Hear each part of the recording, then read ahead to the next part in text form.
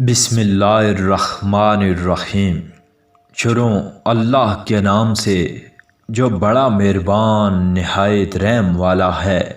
اللہ والے کی جانب سے اللہ والوں کے لیے۔ اور ناکامی اپنے دامن میں کامرانی کا پھول لیے ہے، شرط یہ ہے کہ ہم کانٹوں میں الجھ کر نہ رہ جائیں۔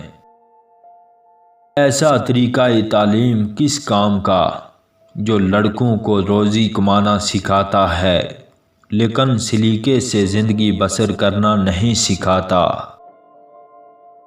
محنت ہمیں تین بڑی خرابیوں سے بچائے رکھتی ہے: بے لطفی، بدی اور احتیاج غیر سے۔ مجھے میرے دوستوں سے بچاؤ، دشمنوں سے بچنے کا انتظام میں خود کر لوں گا۔ نیکی کرنا میری عبادت ہے اور خدا کے سامنے جھک جانا میرا مذہب۔ بدی کے موقع دن میں 100 بار ملتے ہیں لیکن نیکی کرنے کا موقع سال میں 1 بار ملتا ہے۔ زندگی کی مصیبتیں کم کرنا چاہتے ہو تو زیادہ سے زیادہ مشغول و مصروف رہو۔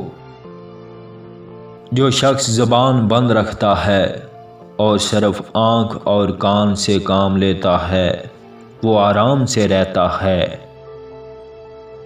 آدمی کا بہترین معلم تجربہ ہے اور زندگی کی ٹھوکریں اعلیٰ ذریعہ تعلیم ہیں۔ جسے والدین ادب نہیں سکھاتے اسے زمانے کے تلخ تجربات سکھاتے ہیں۔ عافیت اور امن درکار ہے تو آنکھ اور کان سے زیادہ کام لو اور زبان بند رکھو۔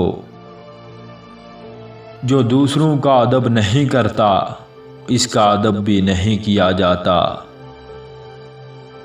اپنی اصلاح سب سے مشکل کام ہے اور دوسروں پر نکتہ چینی سب سے آسان کام ہے۔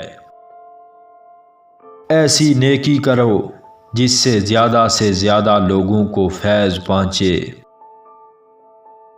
کسی کہانی کا طویل ہونا اس کی خصوصیت نہیں ہے بلکہ خاصیت تو یہ ہے کہ وہ کتنا طویل عرصہ ذوق و شوق سے پڑھی جاتی ہے۔ قانون چاہے اسے اکثریت کی حمایت حاصل ہو اپنی جگہ کوئی جواز نہیں رکھتا اگر وہ اخلاق کی منافی ہو۔ بہترین حکومت وہ ہے جو بالکل حکومت نہ کرے بلکہ خدمت کرے۔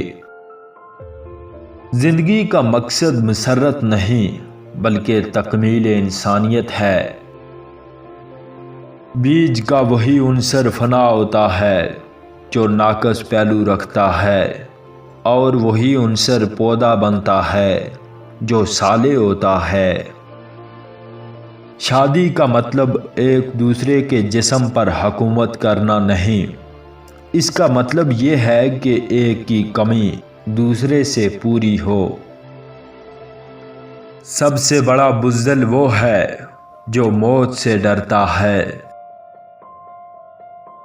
زندگی کی سب سے بڑی فتح نفس پر قابو پانا ہے۔ اگر نفس نے دل پر فتح پا لی تو سمجھو دل مردہ ہے، تو سمجھ لو کہ دل مردہ ہے۔